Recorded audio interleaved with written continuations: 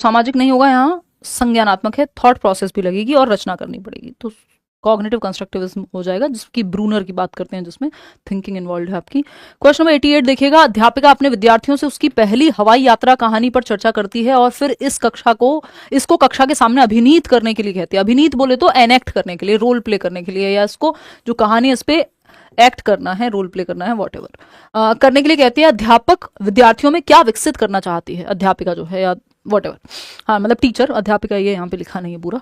तो पहला है रचनात्मकता, हाँ क्रिएटिविटी भाई, क्योंकि जो यात्रा, हवाई यात्रा, पहली हवाई यात्रा, लगता है इंसान को भाई हवा में उड़ के गया है, तो सबको याद रहती है पहली हवाई यात्रा, है ना। तो रचनात्मकता, कुछ क्रिएटिव, कुछ नए ढंग से बताएगा बच्चा अपनी कहानी जब कहेगा, तो उसमें रचनात्मकता होगी, कुछ नयापन होगा। संप्रेषण यानी कम्युनिकेशन बेटर होगा, हाँ लिखेगा, अपनी बात को बताएगा और फिर बाद में उसको एक्ट भी करेगा, बोलेगा जहां पे रोल प्ले कर रहा है, तो ये सब तो बेहतर होगा। सहयोग भी लगेगा क्योंकि 4 बच्चे मिलकर के कनेक्ट कर पाएंगे। समालोचनात्मक चिंतन यहाँ पे सच नहीं लग रहा है कि कोई एनालिसिस करा हो बच्चे ने, कोई बहुत रिफ्लेक्ट कर लिया हो, और चारों ऑप्शन का हमारे पास उदाहरण भी नहीं है, तो ए बी और सी ही हमें चुनना पड़ेगा। ए बी सी है फर्स्ट ऑप्शन में। कहाँ है? फर्स्ट ऑप्शन में। आगे बढ़ेंगे, क्वेश्चन नंबर 89 देखिएगा क्या कहता है। सिद्धांतों को ध्यान में रखते हुए उन उपागमों की पहचान करें जो इन सिद्धांतों का अनुसरण करते हैं, यानी वो अप्रोच देखनी है जो सिद्धांतों के बारे में सही है। बोली जा रही और लिखित सामग्री की संरचना और व्याकरणिक विशेषताओं का प्रत्यक्ष रूप से शिक्षण, ठीक है। जो भी आपका स्ट्रक्चर है उसको आप लिख करके व्याकरण की विशेषताओं को, इन सबको बढ़ा रहे हैं। सामाजिक और सांस्कृतिक संदर्भों से बोली जा रही और लिखित सामग्री का जुड़ाव बनाना, कनेक्ट कर रहे हैं। ऐसे कार्य इकाइयों की योजना बनाना, यानी आप बेसिकली यूनिट प्लानिंग कर रहे हैं जिनका मुख्य केंद्र बिंदु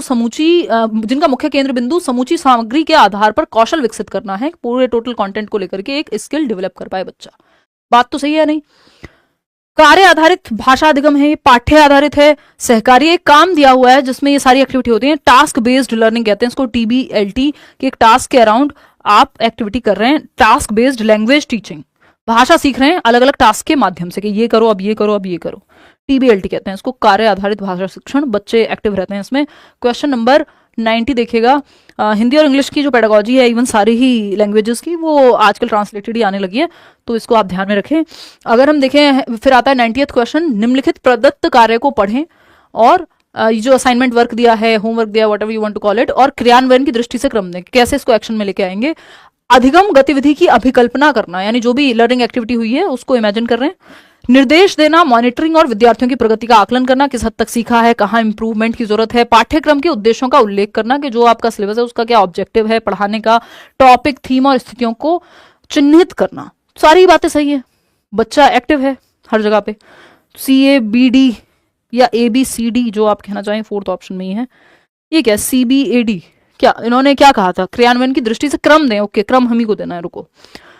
तो निर्देश देना, मॉनिटरिंग करना, अधिगम की गतिविधि की संकल्पना, पाठ्यक्रम के उद्देश्यों का उल्लेख, हाँ कह सकते हैं। फिर है आपका निर्देश देना, मॉनिटरिंग और प्रगति का आकलन, टॉपिक, थीम और स्थितियों को चिन्हित करना। कितने लोग दे रहे हैं इसमें? D और A। अधिगम गतिविधि की अभिकल्पना, ठीक है। फिर B में क्या कह रहे हैं? निर्देश देना, मॉनिटरिंग और सीधा प्रगति का आकलन कर लोगे, और फिर पाठ्यक्रम के उद्देश्यों का उल्लेख करोगे। नहीं नहीं नहीं, ना मुन्ना ना। बताओ एक बार, B, A, C और D देख लो। C नहीं आ रहा, कोई बात नहीं, एक मिनट रुको।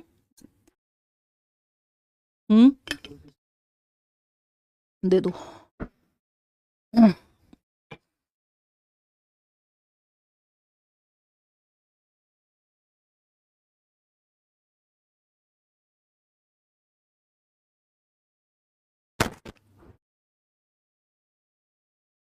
देखिएगा अब कितने लोग दे रहे हैं।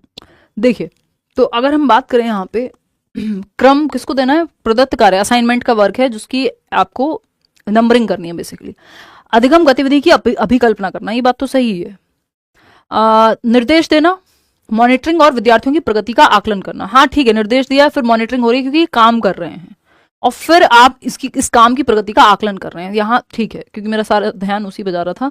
पाठ्यक्रम के उद्देश्यों का उल्लेख करना, यानी जो पाठ्यक्रम में उद्देश्य दिए हुए हैं उनका अब आप उल्लेख कर रहे हैं। टॉपिक, थीम और स्थितियों को चिन्हित करना, कि क्या टॉपिक है, क्या थीम है, उस हिसाब से फिर आप चिन्हित करते हैं।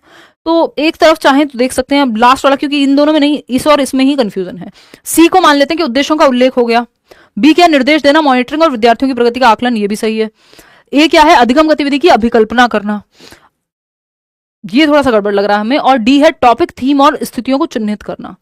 ये यहां फर्स्ट ही इसके मुकाबले बेटर है थोड़ा अटपटाई ये सवाल, लेकिन डी के मुकाबले ए ही बेटर है, ए के साथ ही जाएंगे क्योंकि वो एटलीस्ट मॉनिटर करते हुए आप प्रोग्रेस वो कर रहे हैं, जांच रहे हैं, तो वहां फिर भी चल जाएगी वो बात।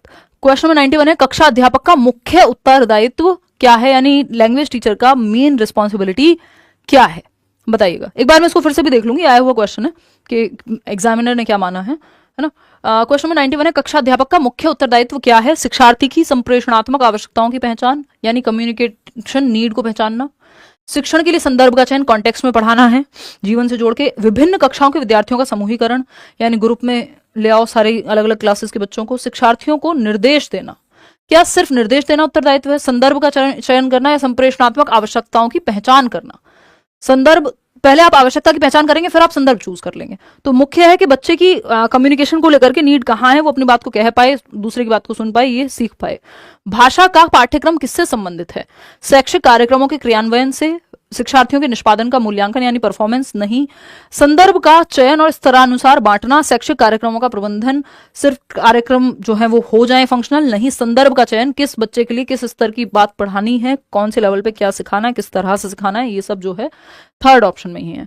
क्वेश्चन नंबर 93 देखिएगा, भाषा अधिगम के लिए अनिवार्य है क्या, भाषा के तत्वों में निपुणता, भाषा के नियमों का अधिगम, व्यावहारिक कौशलों में निपुणता या भाषा की कोश रचना में निपुणता, यानी आप वोकैबुलरी बिल्ड करवा पा रहे हैं, नहीं, सबसे जरूरी है यहाँ पे व्यावहारिक कौशलों में निपुणता, यानी जो बेसिक बिहेवियरल स्किल्स हैं, लैंग्वेज को यूज करने की, बेसिक डेली लाइफ में जो यूज करने वाली भाषा की कौशल हैं, उन पे हम काम कर पाए, तो थर्ड ऑप्शन बेटर है। सीधा तत्वों में निपुणता ही नहीं हो जाएगी, डे 1 पे मास्टरी ही हासिल नहीं हो जाएगी। क्वेश्चन नंबर 94 देखिएगा, भाषा अधिगम का प्रक्रियात्मक पाठ्यक्रम किस पर आधारित है, प्रोसीजरल की बात कर रहे हैं, स्टेप बाय स्टेप, व्याकरण पे आधारित है, शब्द भंडार पे, तो प्रोसीजरल का मतलब है कार्य पे आधारित है ना, एक्टिविटी बेस्ड है वो लर्निंग, एक्टिविटी बेस्ड लर्निंग जिसको हम कह देते हैं।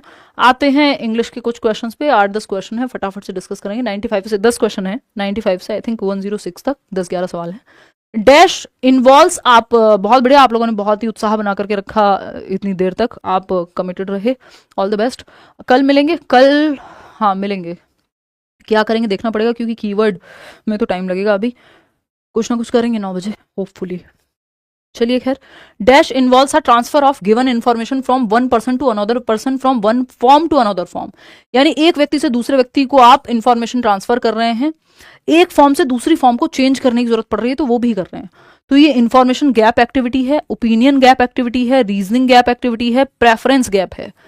तो इसको आप क्या कहेंगे, ये होता है टास्क बेस्ड लर्निंग में ही, if I am not wrong, तो कि एक टास्क दिया गया उसके हिसाब से जैसी चेंज की जरूरत हो वो करेंगे। इन्फॉर्मेशन गैप एक्टिविटी कहते हैं इसको, कि मान लीजिए आप अलग अलग फॉर्म्स का यूज करते हैं, एक पिक्चर हो सकती है उस पर फिर बच्चे को लिखने को कहा गया है ना, दूसरा कुछ और इस तरह की एक्टिविटी हो सकती है, तो मल्टीपल एक्टिविटीज यहाँ होती हैं जिसमें गैप फिल करना होता है बच्चों को। क्वेश्चन नंबर 96 देखिएगा और बताइएगा। क्वेश्चन नंबर 96 ये आए हुए सवाल हैं और इस साल की ही, if I am not wrong. तो क्वेश्चन नंबर है आपका 96, क्लासिफाइंग यानी क्लासिफाई करना यानी वर्गों में विभाजित करना, putting things that are similar together in groups, looking the patterns, showing the main idea, writing down the important information, नहीं क्लासिफाई करना है ना।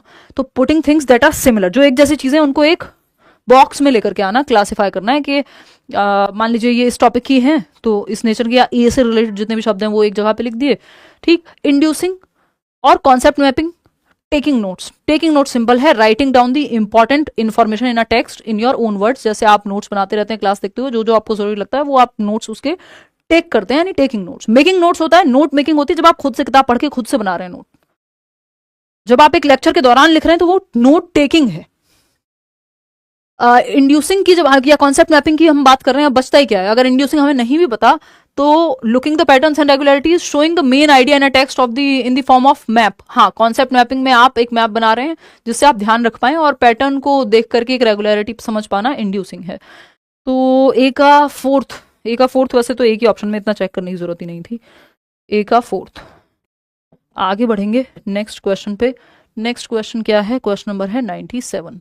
इन a classroom student and teacher are discussing the theory of Chomsky.